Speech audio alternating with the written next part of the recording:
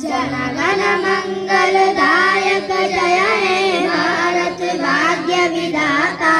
उलमा ने अपनी कुर्बानियां दी, लेकिन हम जो असल क्लाइमैक्स का दिन है 15 अगस्त का, वो बयान करना भूल जाते हैं।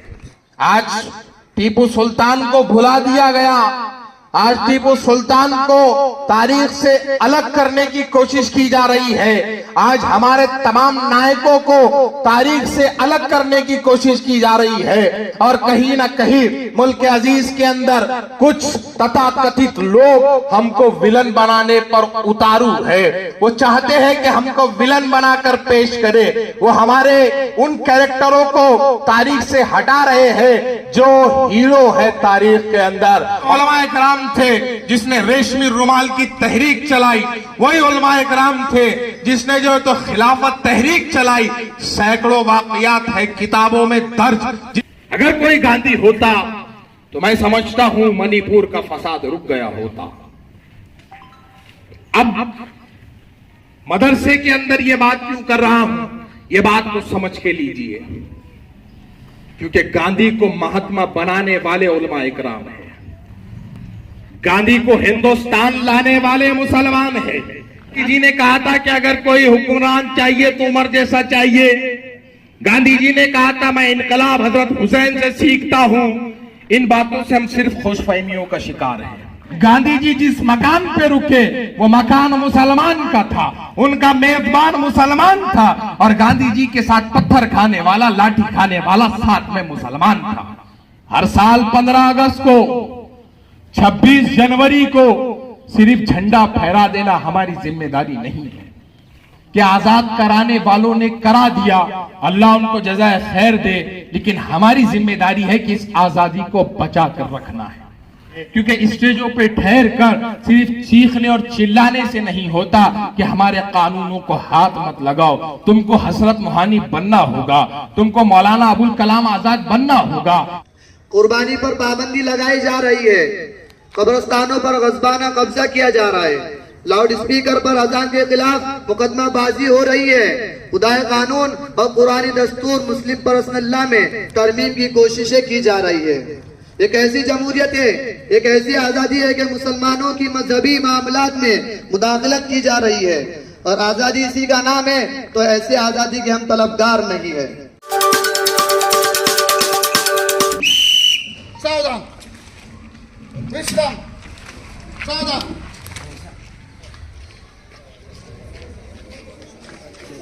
जनगण मन अधिनायक जय हे भारत भाग्य विधाता। पंजाब सिंध गुजरात मराठा द्राविड़ उत्कल बंग, विंध्य हिमाचल यमुना गंगा उच्चल जलधि तरंगा। तव शुभ में जागे, तव शुभ आशीष मागे, गाए तव जय गाथा। जनगण मंगलदायक जय हे भारत भाग्य विधाता। जय हे जय हे जय हे जय जय जय जय हे। फहरो फिरासत और फजलो कमाल की जामे है। मेरी मुराद इससे जामिया हर्जा के नाजिम मोहम्मद सादिक साहब जामियाई हैं। मैं चाहता हूँ कि मेरे रुफ़क़ा में से कोई आए और इस सदारत के लिए जो है तो इसको तायद करे। अल्हम्दुलिल्लाह रब्बिल आलमीन। इस मजलिस की सदारत के लिए जिस शख्सियत का नामी पेश किया गया है, मैं अपनी जानिब से और अपने तमाम रुफ़क़ा की जानिब से उसकी पुरज़ोर तारीफ़ करता हूँ।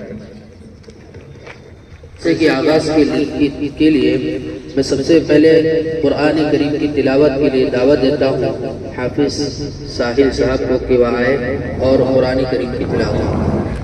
अऊज़ु बिल्लाहि मिनश शैतानिर रजीम।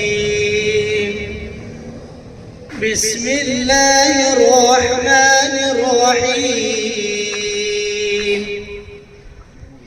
मसलुल लज़ीना इत्तख़ज़ू मिन दूनिल्लाहि औलिया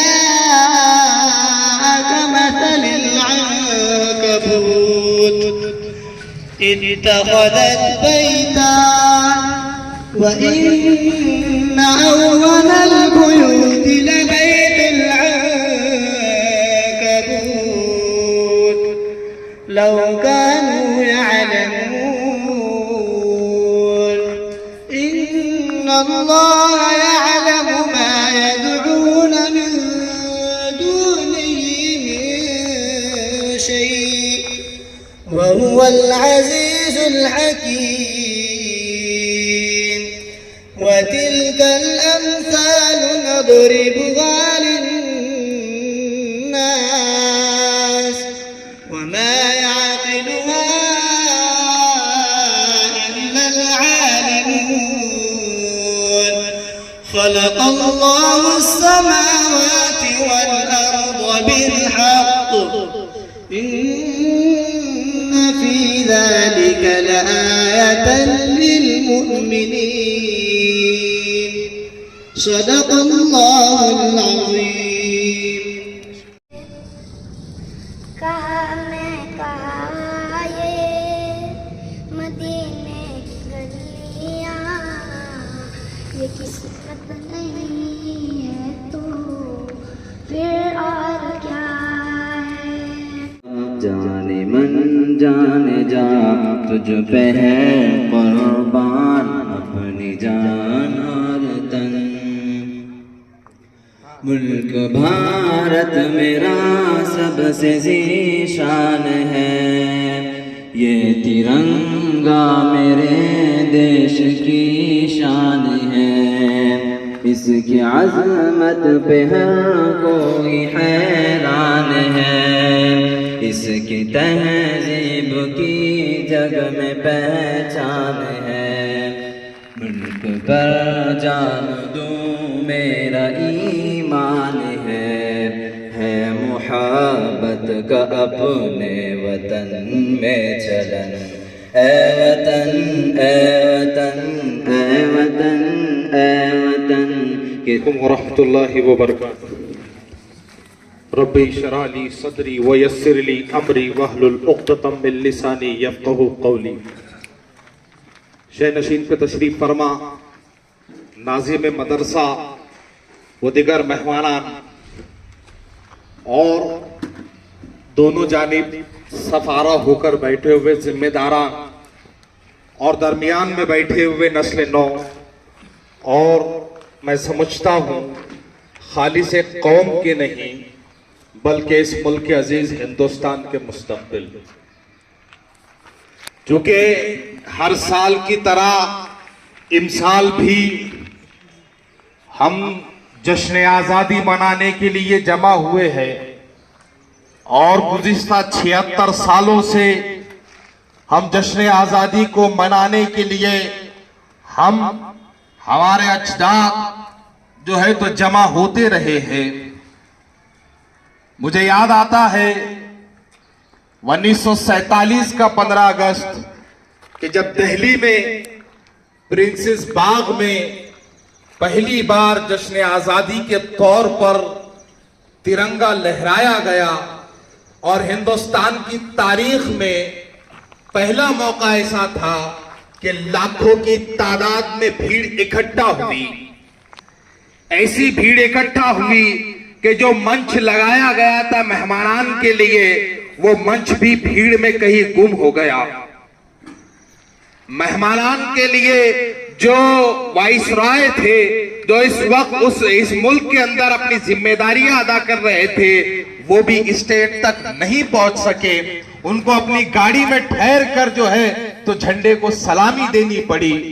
तो एक ऐसा जश्न आजादी जब मना है, जोशो खरोश के साथ मना है, और जब हम उस जंगे और उस जश्न आजादी के वाकयात जब बुजुर्गों से सुनते हैं तो वो ये कहते हैं कि एक रात पहले पार्टीशन का दुख हुआ, हमारे घरा उजड़े, हमारी बस्तियां उजड़ी, हमारे खानदान उजड़े, हमारे रिश्तेदार दूर हो गए, हमारे अहले खाना दूर हो गए। जो हिंदुस्तान में थे उन्हें पड़ोस के मुल्क में जाना पड़ा, जो पड़ोस के मुल्क में थे उन्हें हिंदुस्तान में आना पड़ा। लेकिन इन तमाम अफरा तफरी के बावजूद जब 15 अगस्त 1947 को प्रिंसेस बाग में हम सब जमा हुए तो हम वो रात के हादसा को भुला चुके थे, जबकि आग ठंडी नहीं हुई थी, उस आग से धुएं उठ रहे थे। लेकिन इस आजादी का जश्न ऐसा था कि हम भूल गए कि हमारे साथ रात में क्या हुआ है। हमारे घर उजड़ गए, हम भूल गए, हमारे बच्चे मारे गए, हम भूल गए, और जो है तो औरतों की इस्मतें लूटी गई, हम भूल गए, क्योंकि वो जश्न आजादी का जोश इस तरह से था। जब हम अपने बुजुर्गों से सुनते हैं तो वो ये कहते हैं या वो ये लिखते हैं कि इस तरह से लोग झंडा वंदन के बाद, और जब झंडा वंदन हुआ तो पहले अल्लामा इकबाल का कलाम जो है तो प्रिंसेस बाग में पढ़ा गया, सारे जहां से अच्छा हिंदुस्तान हमारा, और उसके बाद वंदे मातरम पढ़ा गया। और ये दोनों तराने होने के बाद जो लोग एक दूसरे से गले मिले हैं वो ये कहते हैं कि हम एक दूसरे को जानते नहीं थे, हम एक दूसरे को पहचानते नहीं थे, लेकिन हमारी खुशी इस बात की थी कि अब हमारा वतन आजाद हो गया है, हमारे पैरों से जो है तो गुलामी की जंजीर टूट चुकी है। उस खुशी को जब मैं ये पढ़ता हूं तो मुझे ये लगता है कि जब इतनी खुशी होती है तो जाहिर सी बात है कि इसका संघर्ष भी उतना बड़ा हुआ होगा। हम अक्सर 15 अगस्त को जो है तो 200 साल तारीख बयान करते हैं, हम बताते हैं किस तरह की जद्दोजहदें हुई, कि किस तरह मुसलमानों ने अपनी कुर्बानियां दी और किस तरह मुसलमान उलमा ने अपनी कुर्बानियां दी। लेकिन हम जो असल क्लाइमैक्स का दिन है 15 अगस्त का वो बयान करना भूल जाते हैं। गालिबन मैं अपने बचपन से अपने स्कूलों में तकरीरें सुन रहा हूं, और जब से अल्लाह ने मुझ में काबिलियत दी, मैं खुद झंडा वंदन के लिए जा रहा हूं, तकरीरें कर रहा हूं और अलग अलग लोगों से तकरीरें सुन रहा हूं, तो मैंने हर जगह ये बात को नोट किया कि हम सब ने 200 साल तारीख, जद्दोजहद, कुर्बानी, वो तमाम चीजें बयान की, लेकिन जो दिन हमने जश्न मनाया वो हम कब बयान करेंगे, जबकि हम जश्न आजादी के लिए जमा हुए हैं। ये बात और है कि वो जश्न जो मना वो बड़ी कुर्बानियों के बाद मना। ये बात और है कि उस जश्न के अंदर कई लोगों के खून शामिल थे। ये बात और है उस जश्न के अंदर कई लोगों ने अपने खानदान को खो दिया था। ये बात और है उस जश्न को मनाने के लिए हजार उलमा इकराम ने अपनी कुर्बानियां दी थी।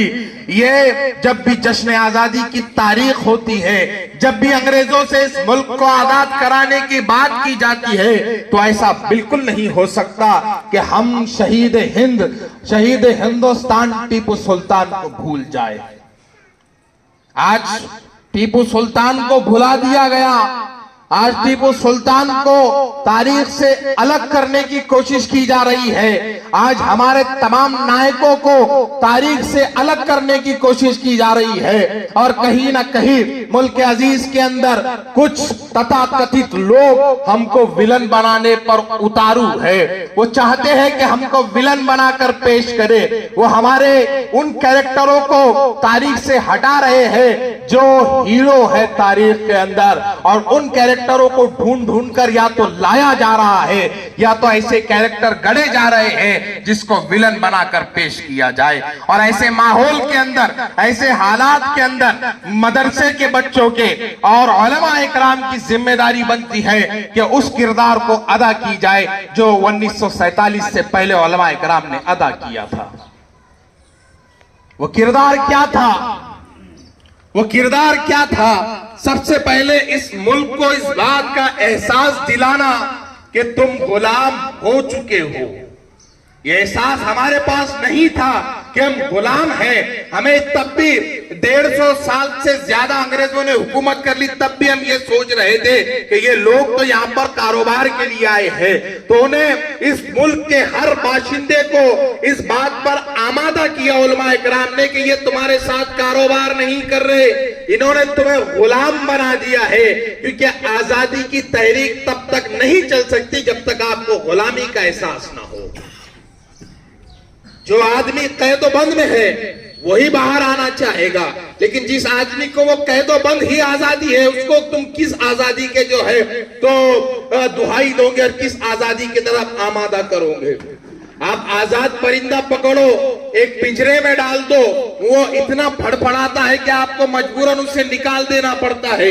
लेकिन जो परिंदे उस पिंजरे में ही पैदा होते हैं, उन्हें छोड़ भी दिया जाए तो वो वापस उसी पिंजरे में दाखिल हो जाते हैं। और हमारी नस्लें के नस्लें उस जो है तो अंग्रेजों के पिंजरे में पैदा हुई थी, इसलिए हमको ये एहसास खत्म हो गया था कि हम गुलाम भी है। और मैं सलाम करता हूं उलमाए किराम को, मैं सलाम करता हूं मेरे अजदाद को कि उन्होंने पहले इस मुल्क के अजीज के लोगों को और ये बताया कि तुम गुलाम हो, और जब उन्हें यकीन आ गया कि हाँ हम गुलाम हैं, तब जाके उन्हें लगा कि अब इस गुलामी की जंजीर को तोड़नी चाहिए। जब जाकर उनको लगा कि अब आजादी की तरफ हमको बढ़ना चाहिए, तब जाके उनको लगा कि हमको मौलाना अबुल कलाम जैसी क़यादतों को अपनाना चाहिए। तब जाके उनको ये लगा कि कई अफ्रीका में बैठे हुए जो है तो महात्मा गांधी को हिंदुस्तान लाना चाहिए। ये तमाम चीजें तब हुई जब कहीं ना कहीं ये एहसास हुआ कि हाँ तुम गुलाम हो चुके हो। तो उलमा इकराम ने पहले तो एहसास दिलाया और उसके बाद मुसलमान ही थे, उलमा इकराम ही थे जिन्होंने जो है तो फतवे जारी किए जिहाद के कि अंग्रेजों के खिलाफ जिहाद करो और इस मुल्क को आजाद कराओ। वही उलमा इकराम थे जिसने रेशमी रुमाल की तहरीक चलाई, वही उलमा इकराम थे जिसने जो है तो खिलाफत तहरीक चलाई। सैकड़ों वाकयात है किताबों में दर्ज जिसके अंदर हमारे अकाबिरीन के, हमारे उलमा इकराम के किस्से दर्ज है। लेकिन दुखड़ा ये है, विडंबना ये है कि ना हम खुद पढ़ने को तैयार है, ना हम दूसरों को बताने के लिए तैयार है। हम अपनी तारीख से दूर हैं, तो हम अपनी तारीख किसी और को बता भी नहीं पा रहे हैं। और जब असल तारीख सामने नहीं आती है तो फिर कहानियां, किस्से सामने आते हैं और लोग उन्हीं कहानियों को, उन्हीं किस्सों को हकीकत मान लेते हैं। इस मुल्क के अंदर महात्मा गांधी को जो है तो इनको हीरो नहीं मानना है, लेकिन वीर सावरकर किसी जमाने में जेल में से चुड़िया पे बैठ के बेंगलुरु घूम लेते थे, ये कहानी उन्होंने बनाकर पेश कर सकते हैं और लोग उसको मान भी लेते हैं। क्यों? क्योंकि लोगों को असल तारीख से दूर रखा गया है। मैं अपने बुजुर्गों से, मैं अपने नौजवानों से और मैं अपने नस्ल नौ से ये इल्तिमास करता हूं कि आप लोग अपने तारीख के औराक को पलटे, आप लोग अपनी तारीख को पढ़े। तो जब कहीं भी, जब कभी भी आपके ऊपर ये इल्जाम लगता है कि आप गद्दार हो, आप इस मुल्क के खिलाफ हो, तो जब आप अपनी तारीख को अजबर किए होगे तो आप बड़े यकीन से जवाब दे सकते हो कि यकीन हो कि न हो, बात तो यकीन की है। यकीन हो कि ना हो, बात तो यकीन की है कि हमारे जिस्मों की मिट्टी इसी जमीन की है। ये जवाबात हम कब देंगे? जब हम कहीं ना कहीं तारीख का मुताला करेंगे। मैं जब मुताला करने लगा कि भाई आजादी के दिन क्या हुआ, तो बड़ी अजीब चीज एक मेरे पढ़ने में आई कि जब आजादी, जश्न आजादी दिल्ली में मनाया जा रहा था, गालिबन 5 लाख से ज्यादा लोग उसमें शरीक थे और जिस शख्स के नाम के नारे लगे वहां पर जिंदाबाद के, वो शख्स कलकत्ता के अंदर बैठे हुए थे, सिर्फ इसलिए कि कलकत्ता में जो है तो फसाद ना हो। कलकत्ता में जो फसाद भड़का था, उस फसाद को दबाने के लिए वो शख्स वहां बैठकर उपवास कर रहा था कि मुसलमानों, ए हिंदुओं, ए हिंदुस्तानियों, आपस में लड़ना बंद करो, वगरना मैं उपवास करता करता भूखा मर जाऊंगा, लेकिन यहां से नहीं जाऊंगा। और वो शख्सियत महात्मा गांधी की थी कि उन्होंने जश्न आजादी में हिस्सा लेने को अहमियत नहीं दी। उन्होंने बंगाल में जाकर, कलकत्ता में जाकर उस फसाद को खत्म करवाया। और जब ऐसे हालात के अंदर, जब मैं मेरे आंखों के सामने से ये तहरीर गुजरी, तो मेरे सामने अचानक मणिपुर का वो नक्शा आ गया और मेरे जहन ने, मेरे दिल ने एक आवाज दी कि इस मणिपुर, ये मणिपुर भी तो जाए, मणिपुर करे कोई, तो जो किसी एक जो है तो मकान पे रुके